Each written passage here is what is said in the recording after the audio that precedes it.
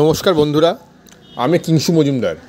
আজ আমি আপনাদের কাছে নিয়ে এসেছি প্রখ্যাত সাহিত্যিক আশাপূর্ণা দেবীর লেখা বকুল কথা উপন্যাসটি পাঠপ্রতিক্রিয়া।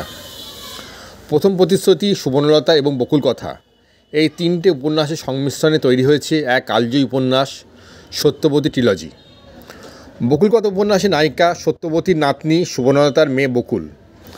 যে স্বাধীনতার জন্য সত্যবতী ও সুবর্ণলতা সারা জীবন সংগ্রাম করেছিল, সেই স্বাধীনতা সুফল আসে বকুলের জীবনে। বকুল দুটি সময়ের সারণীর মাঝের এক চরিত্র। একদিকে সময়ে ছিল তার মা সুবর্ণলতা, সময়কার পুরুষ শোষিত সমাজের ভ্রুকুটি, আবার অন্যদিকে আধুনিক সমাজের স্বাধীনতা। বকুল চরিত্রটির মধ্য দিয়ে উঠে আসে যুগ পরিবর্তনের সময়কালে স্বাধীনতা ও স্বেচ্ছাচারিতার মধ্যে সূক্ষ্ম পার্থক্য। সুবর্ণলতার স্বপ্ন সফল করে বকুল হয়ে উঠেছিল অনামিকা দেবী নামের এক বিখ্যাত লেখিকা। এই অনামিকা দেবীর চরিত্রের মধ্য দিয়ে আশাপূর্ণা দেবী বলতে চেয়েছেন, পুরুষের থেকে নারী কোনো অংশে কম নয় এবং শুধুমাত্র পুঁথিগত শিক্ষায় একমাত্র শিক্ষা হতে পারে না।